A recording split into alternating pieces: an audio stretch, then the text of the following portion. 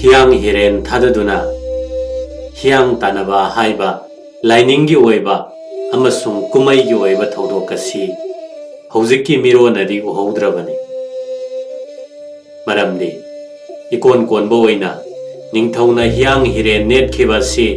Maharaj Bodhchandra Singhna matamdugi Brahmagi Prime Minister Unnuna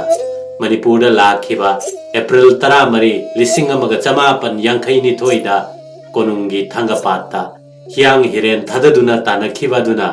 aroiba oikhre Maharaj Bodhchandrana khongnet khiba hiang hiren adu ingsok 1953 da Maharaj Sursan Singhna palingeida sakhiba pamelaki isam chaiba wakei khamlang pamsaba mingthon baduni Ningthau kayana matam gi oina masagi hiang hiren sarambagi puari laiki khudam oina Maharaj Garbaniwas ki isim chaiba Narasingha Maharaj ki Sri Chaitanya Das asina chingmane Maharaj Bodhchandrana masagi oiba hiang hiren sakhide ingsok 1952 da mahakna tongkhiba hiang hiren adu Mapaibungo Maharaj Sar Sursan gi matamda sarambani aroiba oina 1952 da tanakhiba hiang kumai adugi matungda chahi 30 hena hiang hiren asi lamhangda hundoktuna taaduna leibadagi ingsok 1959 da Manipur State Museum na khunjallaga mahusagi saktamga manana nauna semjenki nauna semjillaba hiang hiren asi miyamna yengba yanaba Manipur State Museum gi compound da kinki wangangdaba itihas ki sakhi oina Manipur gi puari yengba lakpa mipum khuding da khanghanki Sar Sursan Maharaj ki hiang hiren asi sakhibagi wari amuk nauhongnana ningsingbada nungaigani ningje Saitharol kumbabada asumna thengnei Sakap talising magacanipan yang kaini toy langban tara marini thangjada hiang hiren yana bagi awang lamda amak chamba hanjabana chingba lai kurumba chale kun mangani sagol senda langban gi sankrati hawe adu numitta kamsonda hiang hiren yana bathung leye kumbabada kamson haina iram libasi achumba maming kamsom haiba kunna duni Sana kunung lomgi pau matungina hiang hiren sanaba uyanba chatpa si Khetri mayum sengoi jamba amasung magi manaw nipa Kulam Jat Singh amasung thokchom kanhai lambuna luchingba miyoi tara khamson khunda uyanba amasung hi saba chalami hiang hiren sabagi makok thongba mistri di kaisham thong elangbam leikai dagi Soren Sangbam Ibom Cha Singh Orfe Keval Ram Singh amasung Moirang Khom Saugai Jam Leirak-dagi Kuman Them Madhu Mangol Singh ni hiang hiren yan bachatpa matamda Imphal lomdagi maiba maibi amasung pandit kaya chattuna uningthau asi yandringaida sana kunyai hunduna hirat puja pangthoklaba matungda uda singjang tharami khamsom yamna chawba khulamani apar khamsom amasung lawar khamsom haiduna sarukani thokna khaidui chingi khul ayamba matawa sumna ani thokpana ayambani khul singasi ahanbada nan Christian oina haibadi mapa mapugi oiba nat ki chanabi chalambadagi yumna kharana Christian dharma laurakpadagi punna leiminaba nungairakraduna makhoi makhai tongana songthoraktuna leiba hunarakhi ngasi phawba chingi khul ayamba Christian amasung nan Christian haiduna ani thokna khundaduna leiri chahi cha kayagi mamangdagi hauna khamsom khuldagi hiang hiren sanaba uningthau yanduna lakhi Manipur gi chingi mafam kharadasu uningthau hawi adubu hiang hiren sabayana matik chana chaw sangba uningthau di khamsom danatana ataida phangde mau maram ga tainaba Tamenglong gi chingsang kharada uningthau hawi Tawigummasung madubu yalaga singnungda hiang hiren saraga Imphal tana puraknaba upai leite lambi leite isingi lambi da purakadabani isingi lambi leiba mafam thiba tangai phade ꯃꯅꯤꯄꯨꯔꯒꯤ ꯈꯥ ꯊꯪꯕꯗ ꯂꯩꯔꯤꯕ ꯆꯤꯡꯁꯥꯡꯁꯤꯡ ꯆꯨꯔꯆꯥꯟꯄꯨꯔꯔꯣꯝꯗ ꯎꯅꯤꯡꯊꯧ ꯍꯧꯗꯦ, ꯎꯆꯥꯟ ꯉꯥꯛꯇꯅꯤ꯫ ꯃꯅꯤꯄꯨꯔꯒꯤ ꯈꯥ ꯅꯣꯡꯄꯣꯛ ꯊꯪꯕ ꯁꯔꯨꯛ ꯃ꯭ꯌꯥꯟꯃꯥꯔꯒ ꯇꯥꯏꯅꯕ ꯇꯦꯡꯅꯧꯄꯜꯂꯣꯝꯗꯁꯨ ꯇꯥꯟ, ꯇꯣꯜꯍꯥꯎ, ꯈꯪꯒ꯭ꯔꯥ, ꯎꯆꯥꯟ ꯑꯃꯁꯨꯡ ꯆꯤꯡꯁꯨꯒꯨꯝꯕ ꯅꯠꯇꯅ ꯎꯅꯤꯡꯊꯧ ꯍꯧꯗꯦ꯫ ꯃꯔꯝ ꯑꯁꯤꯅ ꯈꯝꯁꯣꯝꯗꯒꯤ ꯎꯅꯤꯡꯊꯧ ꯌꯥꯜꯂꯒ ꯍꯤꯌꯥꯡ ꯍꯤꯔꯦꯟ ꯁꯥꯕ ꯇꯥꯕꯅꯤ꯫ ꯃꯐꯝ ꯑꯗꯨꯗꯒꯤ ꯏꯔꯤꯜ ꯇꯨꯔꯦꯟꯒꯤ ꯃꯔꯤꯟꯗ ꯍꯤ ꯑꯗꯨ ꯆꯤꯡꯉꯛꯂꯒ ꯂꯤꯂꯣꯡ ꯌꯧꯔꯛꯄꯗ ꯏꯝꯐꯥꯜ ꯇꯨꯔꯦꯟꯒꯤ ꯃꯔꯤꯟꯗ ꯍꯪꯒꯠꯅ ꯑꯃꯨꯛ ꯆꯤꯡꯈꯠꯂꯛꯇꯨꯅ ꯃꯅꯤꯄꯨꯔꯒꯤ ꯁꯅꯥ ꯀꯣꯅꯨꯡ ꯌꯧꯔꯛꯄꯗ ꯂꯥꯏꯅ ꯊꯣꯛꯏ꯫ ꯃꯃꯥꯡꯉꯩꯗꯒꯤ ꯍꯧꯅ ꯎꯖꯥꯎ ꯑꯃ ꯏꯔꯥꯏ ꯂꯥꯏꯅ ꯍꯦꯛꯇꯃꯛ ꯌꯥꯟꯕ ꯌꯥꯔꯝꯗꯦ꯫ ꯃꯥꯡꯖꯧꯅꯅ ꯅꯤꯡꯁꯤꯡꯕ ꯊꯣꯛꯇ꯭ꯔꯕ ꯃꯇꯝꯗꯒꯤ ꯂꯩꯔꯛꯂꯕ ꯆꯠꯅꯕꯤ ꯃꯇꯨꯡ ꯏꯟꯅ ꯑꯔꯨꯕ ꯏꯔꯥꯠ ꯄꯨꯖꯥ ꯄꯥꯡꯊꯣꯛꯄ ꯇꯉꯥꯏ ꯐꯗꯦ꯫ ꯃꯔꯝꯗꯤ ꯈꯨꯟꯖꯥꯁꯤꯡꯅ ꯎꯅꯤꯡꯊꯧꯕꯨ ꯂꯥꯏꯅꯤ ꯍꯥꯏꯅ ꯂꯧꯏ꯫ ꯈ꯭ꯋꯥꯏꯗꯒꯤ ꯑꯍꯥꯟꯕꯗ ꯈꯨꯟꯖꯥꯁꯤꯡꯅ ꯎꯅꯨꯡꯗ ꯆꯪꯗꯨꯅ ꯍꯤꯌꯥꯡ ꯍꯤꯔꯦꯟ ꯁꯥꯕ ꯌꯥꯕ ꯃꯇꯤꯛ ꯆꯥꯅ ꯆꯥꯎꯔꯕ ꯇꯤꯟꯖꯪ ꯀꯥꯏꯖꯪꯗꯕ ꯎ ꯊꯤꯕ ꯆꯠꯀꯅꯤ꯫ ꯆꯞ ꯆꯥꯕ ꯄꯥꯎ ꯑꯗꯨ ꯐꯪꯂꯒ ꯃꯗꯨꯕꯨ ꯌꯥꯟꯅꯕ ꯍꯧꯅꯕꯤ ꯃꯇꯨꯡ ꯏꯟꯅ ꯏꯔꯥꯠ ꯄꯨꯖꯥ ꯇꯧꯒꯅꯤ꯫ ꯁꯅꯥ ꯀꯣꯅꯨꯡꯂꯣꯝꯗꯒꯤ ꯂꯥꯛꯈꯤꯕ ꯑꯃꯥꯏꯕ ꯄꯟꯗꯤꯠꯁꯤꯡꯅ ꯃꯩꯇꯩꯒꯤ ꯆꯠꯅꯕꯤ ꯃꯇꯨꯡ ꯏꯟꯅ ꯁꯅꯥ ꯀꯣꯟꯌꯥꯏ, ꯂꯨꯄꯥ ꯀꯣꯟꯌꯥꯏ ꯍꯨꯟꯗꯨꯅ ꯄꯨꯖꯥ ꯇꯧꯏ꯫ ꯈꯝꯁꯣꯝꯒꯤ ꯈꯨꯟꯖꯥꯁꯤꯡꯅꯁꯨ ꯆꯤꯡꯃꯤꯁꯤꯡꯒꯤ ꯆꯠꯅꯕꯤ ꯃꯇꯨꯡ ꯏꯟꯅ ꯎ ꯑꯗꯨꯒꯤ ꯃꯃꯥꯡꯗ ꯌꯦꯟꯕꯥ ꯑꯃ ꯌꯦꯜꯍꯤꯡ ꯊꯥꯒꯅꯤ꯫ ꯑꯗꯨꯒꯤ ꯃꯇꯨꯡꯗ ꯎꯖꯥꯎ ꯑꯗꯨꯒꯤ ꯃꯃꯥꯡꯗ ꯂꯁꯤꯡ ꯃꯄꯣꯞ 3 ꯊꯝꯒꯅꯤ ꯑꯃꯁꯨꯡ ꯃꯗꯨꯒꯤ ꯃꯊꯛꯇ ꯌꯣꯠ ꯃꯇꯦꯛ ꯑꯃꯃꯝ ꯍꯥꯞꯀꯅꯤ꯫ ꯂꯁꯤꯡ ꯃꯄꯣꯞ 3 ꯑꯗꯨꯒꯤ ꯃꯃꯥꯡꯗ ꯌꯦꯔꯨꯝ ꯑꯃ ꯊꯝꯗꯨꯅ ꯏꯔꯥꯠꯀꯅꯤ꯫ ꯃꯊꯪꯗ ꯁꯤꯡ ꯃꯆꯦꯠ 3 ꯂꯁꯤꯡ ꯃꯊꯛꯇ ꯍꯥꯞꯀꯅꯤ꯫ ꯌꯨꯁꯨ ꯈꯔ ꯍꯩꯒꯅꯤ, ꯑꯗꯨꯒ ꯎꯒꯤ ꯂꯥꯏꯗ ꯊꯧꯅꯤꯖꯒꯅꯤ꯫ ꯅꯆꯥꯅꯁꯨ ꯑꯣꯏꯕ ꯑꯩꯈꯣꯏꯅ ꯀꯠꯆꯔꯤꯕ ꯄꯣꯠꯂꯝꯁꯤꯡ ꯑꯁꯤ ꯍꯔꯥꯎ ꯍꯔꯥꯎ ꯂꯧꯁꯤꯟꯕꯤꯔꯣ ꯑꯃꯁꯨꯡ ꯎꯖꯥꯎ ꯑꯗꯨ ꯄꯤꯔꯣ ꯍꯥꯏꯅ ꯅꯤꯒꯅꯤ꯫ ꯃꯁꯤꯅ ꯏꯔꯥꯠ ꯄꯨꯖꯥꯒꯤ ꯑꯍꯥꯟꯕ ꯇꯥꯡꯀꯛꯅꯤ ꯑꯃꯁꯨꯡ ꯎꯅꯨꯡꯗ ꯄꯥꯡꯊꯣꯛꯄꯅꯤ꯫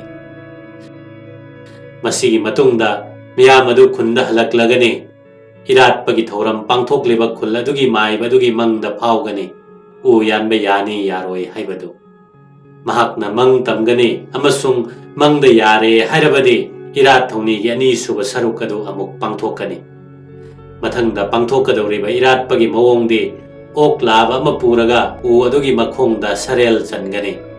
ꯆꯩ ꯑꯃꯅ ꯃꯆꯤꯟ ꯇꯨꯝꯅ ꯏꯠꯂꯒ ꯃꯗꯨꯅ ꯑꯣꯛ ꯑꯗꯨꯒꯤ ꯊꯃꯣꯏꯗ ꯊꯤꯟꯗꯨꯅ ꯁꯤꯔꯕ ꯃꯇꯨꯡꯗ ꯑꯣꯛꯀꯤ ꯏ ꯑꯗꯨ ꯎ ꯑꯗꯨꯗ ꯇꯩꯁꯤꯟꯒꯅꯤ ꯑꯃꯁꯨꯡ ꯂꯥꯏꯗ ꯊꯧꯅꯤꯖꯒꯅꯤ꯫ ꯎꯅꯨꯡ ꯑꯗꯨꯗ ꯑꯁꯨꯝꯅ ꯄꯨꯖꯥ ꯇꯧꯔꯤꯉꯩꯗ ꯈꯨꯜ ꯃꯅꯨꯡꯗꯁꯨ ꯑꯇꯣꯞꯄ ꯏꯔꯥꯠ ꯊꯧꯅꯤꯒꯤ ꯊꯧꯔꯝ ꯑꯃ ꯄꯥꯡꯊꯣꯛꯏ꯫ ꯈꯨꯟꯗ ꯏꯔꯣꯏ ꯑꯃ ꯃꯉꯛꯇ ꯅꯧꯅ ꯇꯥꯕ ꯊꯧꯔꯤ ꯑꯍꯟꯕ ꯑꯃ ꯍꯨꯛꯆꯤꯟꯕꯤꯔꯦ꯫ ꯊꯧꯔꯤ ꯑꯗꯨ ꯏꯔꯣꯏ ꯃꯉꯛꯇꯒꯤ ꯑꯃꯨꯛ ꯍꯨꯛꯇꯣꯛꯂꯒ ꯃꯗꯨ ꯎꯃꯪ ꯇꯥꯅ ꯄꯨꯗꯨꯅ ꯆꯠꯂꯒꯅꯤ ꯑꯃꯁꯨꯡ ꯌꯥꯟꯒꯗꯧꯔꯤꯕ ꯎꯅꯤꯡꯊꯧ ꯑꯗꯨꯗ ꯀꯠꯀꯅꯤ꯫ ꯅꯨꯡꯗ ꯐꯨꯝꯂꯤꯕ ꯋꯥꯈꯜꯂꯣꯟꯗꯤ ꯊꯧꯔꯤ ꯑꯗꯨꯅ ꯏꯔꯣꯏꯒꯤ ꯃꯍꯨꯠ ꯁꯤꯜꯂꯕꯅꯤ꯫ ꯏꯔꯣꯏ ꯑꯃꯁꯨ ꯂꯥꯏꯗ ꯀꯠꯂꯦ ꯍꯥꯏꯔꯤꯕꯅꯤ꯫ ꯂꯥꯏꯗ ꯀꯠꯂꯕ ꯏꯔꯣꯏ ꯑꯗꯨ ꯎ ꯌꯥꯟꯕ ꯅꯨꯃꯤꯠꯇ ꯈꯨꯜ ꯑꯗꯨꯒꯤ ꯌꯨꯝꯅꯥꯛ ꯈꯨꯗꯤꯡꯗ ꯃꯇꯨꯝ ꯑꯃꯃꯝ ꯌꯦꯟꯒꯅꯤ꯫ ꯃꯀꯣꯛ ꯑꯗꯨꯅ ꯈꯨꯂꯥꯛꯄꯒꯤꯗꯃꯛꯇꯅꯤ ꯈ꯭ꯋꯥꯏꯗꯒꯤ ꯍꯦꯟꯅ ꯏꯀꯥꯏ ꯈꯨꯝꯅꯕ ꯎꯠꯄꯅꯤ꯫ ꯃꯍꯥꯛꯅ ꯏꯔꯣꯏ ꯃꯀꯣꯛ ꯑꯗꯨ ꯃꯥꯒꯤ ꯃꯌꯨꯝꯗ ꯊꯦꯠꯂꯤ꯫ ꯆꯤꯡꯅꯨꯡꯗ ꯆꯪꯗꯨꯅ ꯎ ꯃꯈꯣꯡꯗ ꯏꯔꯥꯠ ꯄꯨꯖꯥ ꯇꯧꯕ ꯂꯣꯏꯔꯕ ꯃꯇꯨꯡꯗ ꯈꯨꯟꯖꯥꯁꯤꯡ ꯑꯗꯨ ꯃꯌꯨꯝ ꯃꯌꯨꯝꯗ ꯍꯟꯅꯔꯛꯂꯦ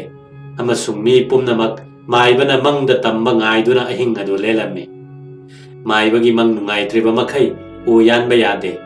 ꯃꯪ ꯇꯝꯕ ꯑꯁꯤ ꯆꯤꯡꯃꯤꯁꯤꯡꯒꯤ ꯑꯆꯦꯠꯄ ꯊꯥꯖꯕ ꯑꯃ ꯑꯣꯏꯅ ꯂꯩꯕꯅꯤ꯫ ꯃꯥꯏꯕꯅ ꯃꯪ ꯐꯔꯦ, ꯂꯥꯏꯅ ꯎ ꯌꯥꯟꯕ ꯌꯥꯔꯦ ꯍꯥꯏꯅ ꯄꯥꯎꯗꯝꯂꯕꯗ ꯈꯨꯜ ꯍꯧꯅ ꯆꯠꯇꯨꯅ ꯃꯈꯨꯠꯇ ꯁꯤꯡꯖꯪ ꯄꯥꯏꯗꯨꯅ ꯎꯅꯨꯡꯗ ꯎ ꯌꯥꯟꯕ ꯆꯠꯀꯅꯤ꯫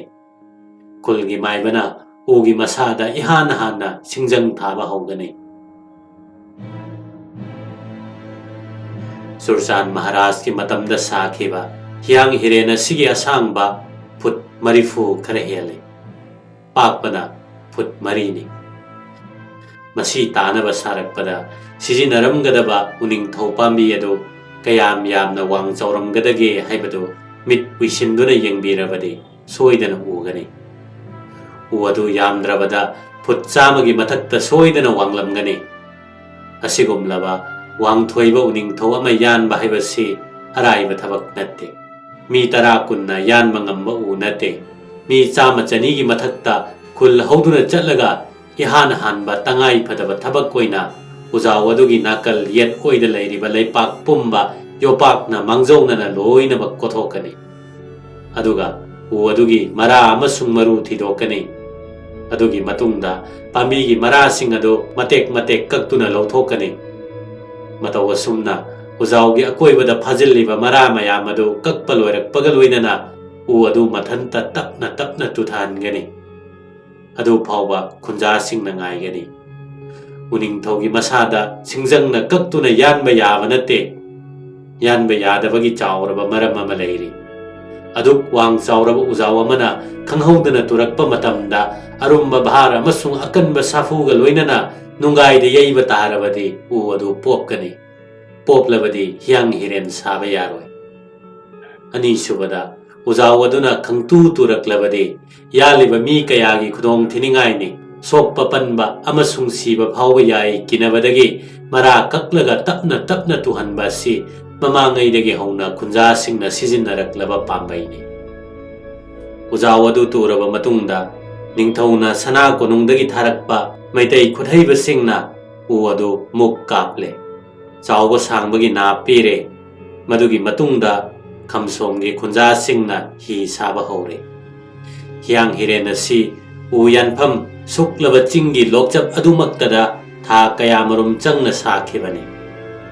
khamsom khulasi thaina mamangai dagi hongna hi sarakpa khulni amasung hi sabada thoidokna heithoi singthoi bagi damak maming chatli manipur gi tampaki lamda maroina loktak amasung manipur gi kharomda leiriba pat mayam asida sijinnariba hi ayamba khamsomda sakhibani sahi amagi manungda hi yankhaidagi chama phawba sai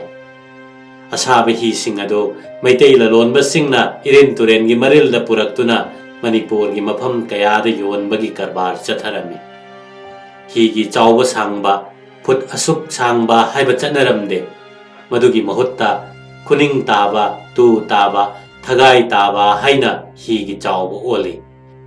kuning taba hi haibadi kuning tarani thoi sangba hi khangnagani thagai taba hairagana thagai tarani thoi sangani hi adugi apakpagi saruk tarani thoina hi gi asangba oigadabani sahi khudingi tampak lamdagi hi lalonba maitai kaya khamsomda hi leiba laklami matam maduda hi karbar toramba singde pukhau tomba brajamohon singjamai gi babudhon anganghal kwakaithel gi mera amasung koingaune ngasidi khamsomda hi saba lepkhre ingsok lising amaga chamapan humudra nipan dagi hongna khulakpana hi sabada thingba thamkhre maramdi hi ama sanaba honabada uge ayamba sarukti singjangna kakpada hangmai oiduna arembada manghalli haibadagini hyang hiren saba matamda supnagi khamsomgi khunja sing ngaktana sakhiba nate maharaj ki sana yathang matungina manipur gi machi da leiba chingi jati sing tangkhul maring amasung khongsai na singbasu saruk yakhi mi pumna makaduna unungda leithaduna tha kaya muk changna sakhiba hyangni hi sariba sing aduna chanaba imphal dagi ngari phabo lengkot ta haptuna maitai singna khul tana thilaklami hi saba loirakpa matamda hi adu lokchap tagi singkhalaga amuk chingkha tana hiren turen mapan da chingthabagi matam yaurakle hyang adu sabana kharabu laina thoi madubu chingkha tana chingthabasini khwaidagi luba mi asoka pannangba siba phawba yabagi khudong thiba leiba thabak kam oirami hi adugi arumbadu mon kaya ton kaya oiramgadabano haibado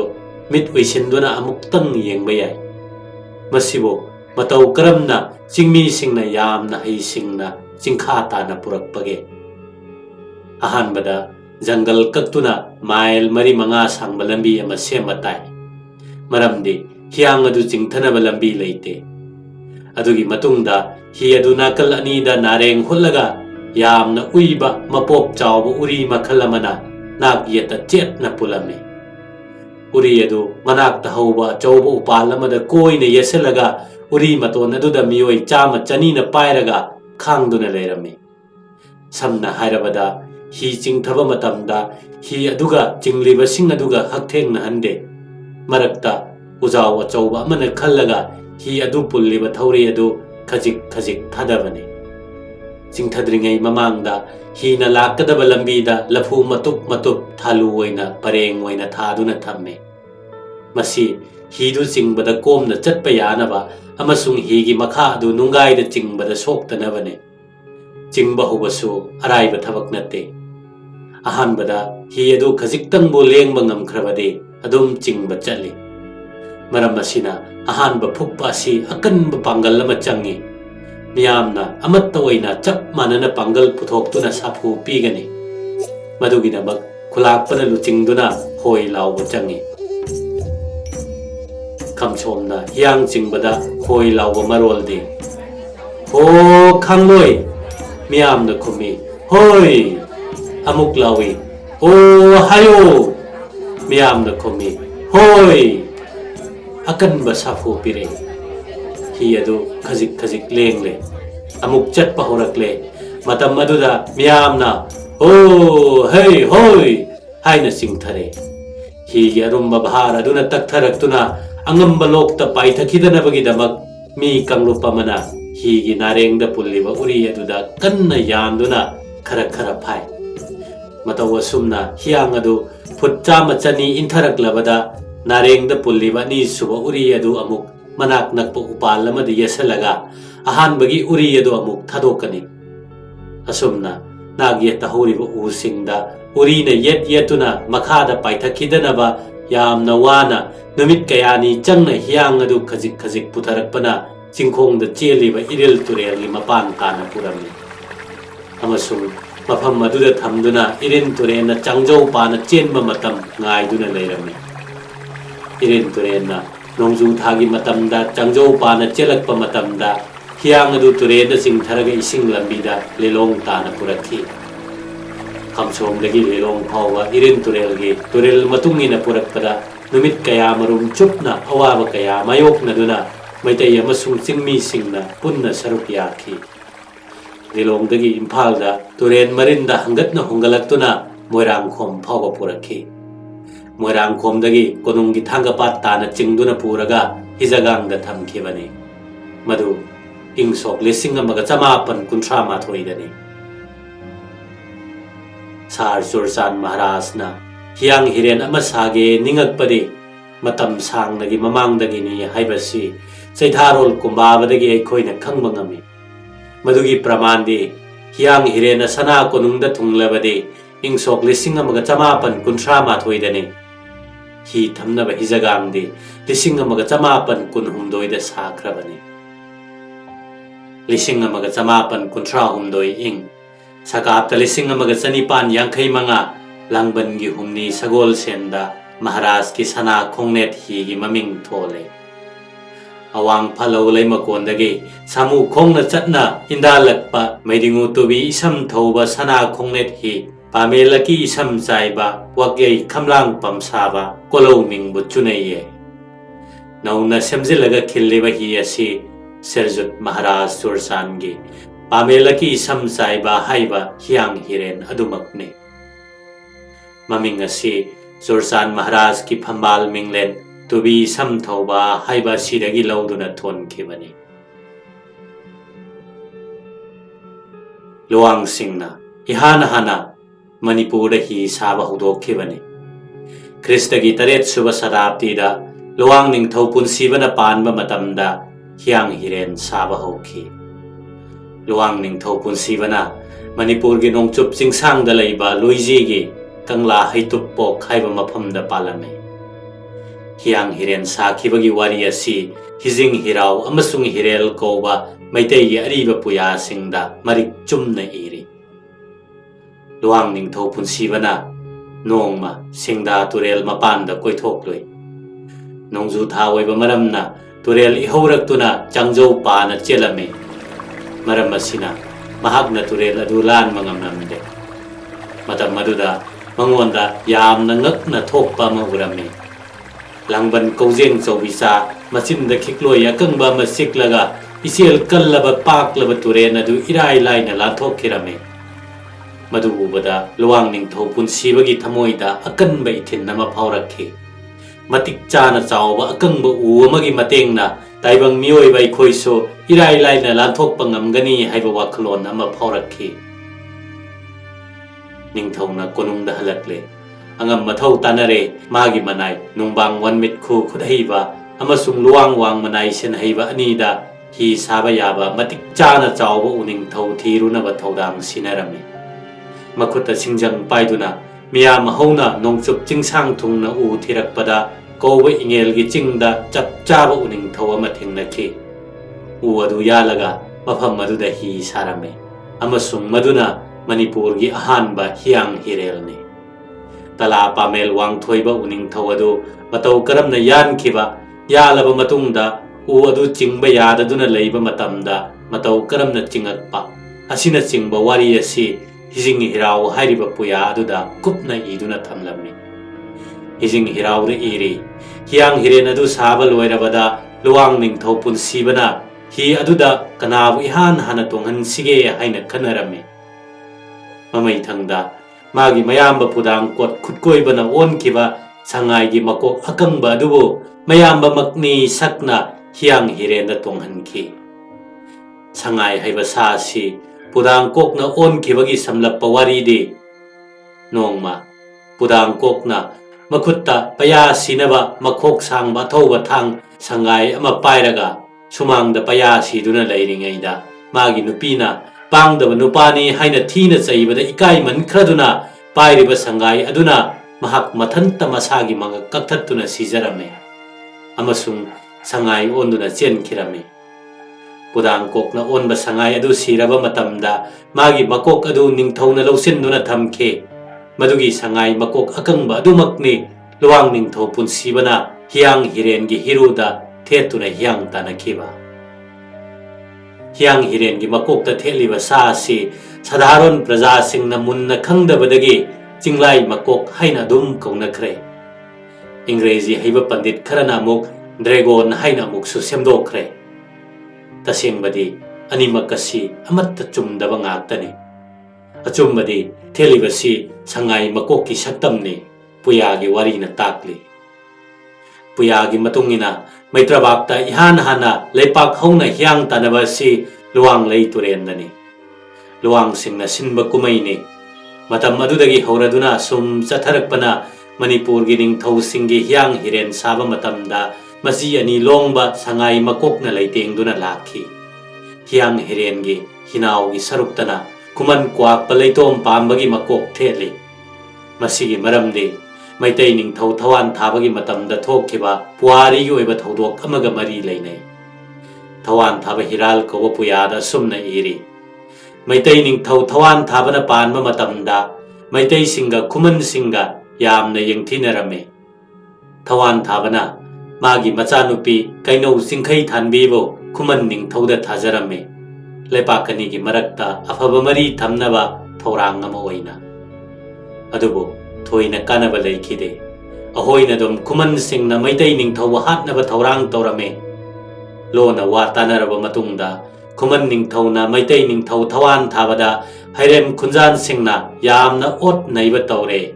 मखोइगी मथक्ता लांदाबियो अमसुंग लान ngamduna halakpa matamda kuman gi lamda pothaduna matam khara leibiyo haijarame toigu masung manungda lona maitai singna hairem kunjandagi halakpada kuman singna lomduna leiraga makhoigi mathakta landaduna maitai singbu hatnaba sarau silame maitai singna hairem kunjanbu ngamduna halakpada kuman gi lam yausilakpada थवान थाबगी मचानुपी खुमन निंगथौगी तालोइना Meitei सिंगदा chain ख्रो हाइदुना मखुत खत्तुना इंगित तौरक्लमे इंगित अदु फंगबदा मैतै सिंगना खोंगलै थुना हिगे ममाई ओंदुना खुमन लमदमदगी मयुम माइकै पांगलक्लमे तोइगु मसुंग मांगजौना सिनख्रबा लालोंग अदुगी मतुंगिना खुमन गे थौबा quack पलैतोम पामना थवान थाबगी हियांग अदु हिरु पाइदुना हि फारमे मैतै गे थौबा ताउरिया एलांगबना क्वाकपना तौरिबा अदु उरदुना महाकपु हि मथक्ता चिंखलगा मखुत्ता पाइरिबा नौ अदुना मंगक कक्तुना हलमे अदुगी मतुंगदा क्वाकपगी अकक्पा मकोक अदु हिमाइदा थेलगा मैतैना खुमनबु माइथिबा पीरे हाइबा उत्पा ओइना हि होलगा लाक्लमे मरैबाक मैतै लमदम पंगलखि ꯃꯩꯇꯩꯒꯤ ꯄꯨꯋꯥꯔꯤꯒꯤ ꯊꯧꯗꯣꯛ ꯑꯁꯤ ꯅꯤꯡꯁꯤꯡꯕ ꯑꯣꯏꯅ ꯍꯤꯌꯥꯡ ꯍꯤꯔꯦꯟꯒꯤ ꯍꯤꯅꯥꯎꯗ ꯃꯤ ꯃꯀꯣꯛ ꯑꯃ ꯎꯅ ꯁꯥꯔꯒ ꯊꯦꯠꯄ ꯑꯁꯤ ꯃꯇꯨꯡꯗ ꯆꯠꯅꯗꯨꯅ ꯂꯥꯛꯈꯤ꯫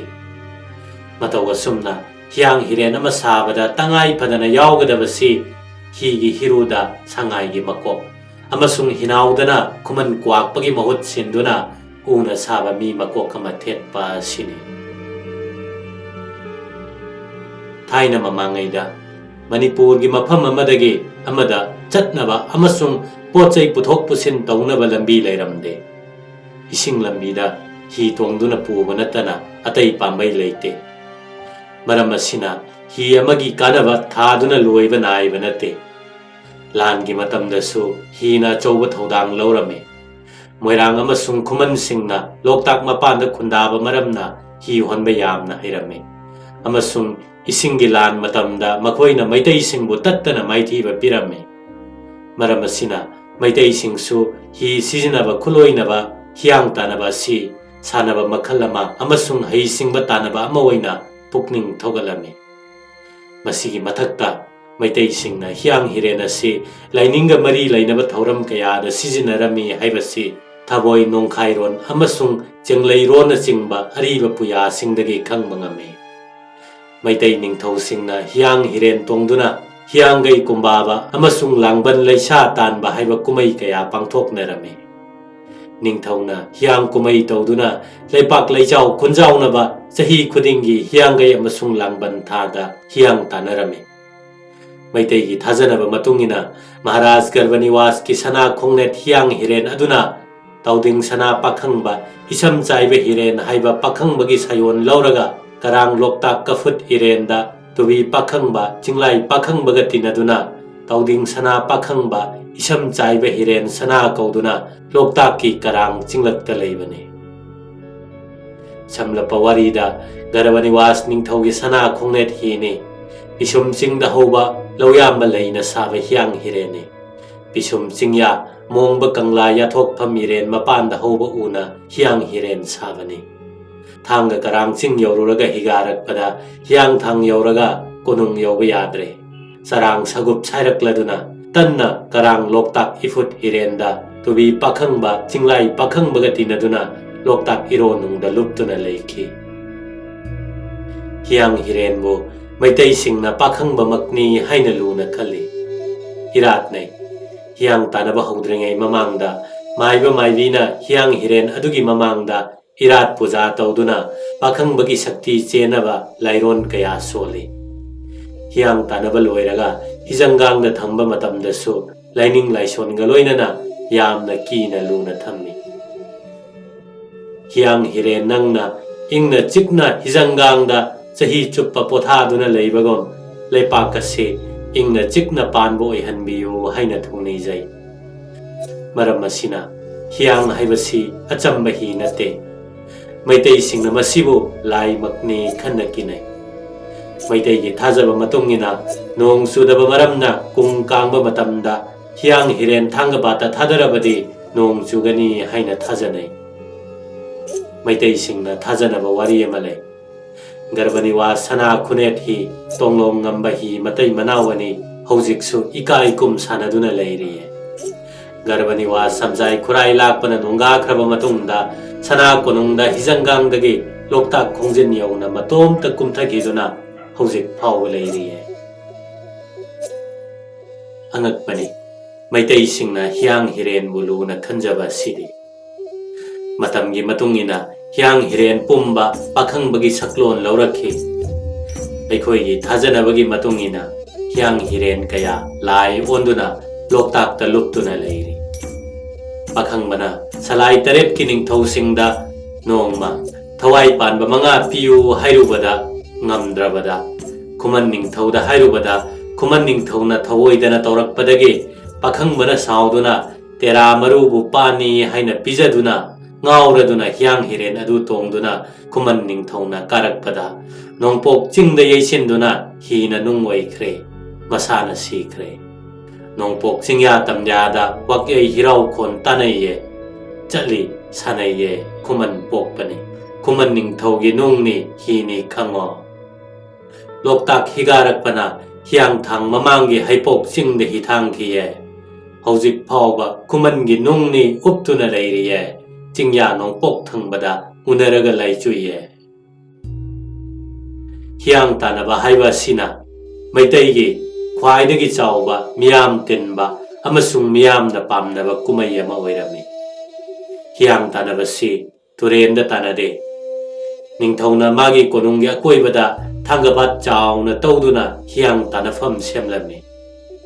hiang da tinba miyam amasung miyamgi irang angakpani kari amuk haigani hiang tanaba haiba kumai asidagi Maitaylonda anauba wahai praman panthai kaya sizinaba horakhi khudam oina matang chadana mi amana samnadaba wa ama ngangakpada hiang tanaringaida tumbagi sel thauba haiba praman tongnai matawa sumna mi yamna tinba kumaibu hiang kumaidu mangaire hainai hiang da tinba miyam asi manipur gi leijaba mi pumba loina bak thoraktuna hiang yengbagum tawi maram asidagi mi asi hiang phawbada mukta ukhidri haiba praman asi Maitaylonda thorakhi maramdi hiang dadi mi pumnamak loina amaga unabagi tanja phangi hiang numita udraba mi adudi swaidagi mi oiramlaroi natraga amukta udri haibagi arthane hiang tanabadagi Maitaygi thabanda hianggai haiba wahi asi thorakhi maramdi hianggai tha asida sahi khudingi hiang tanabagi kumai pangthokhi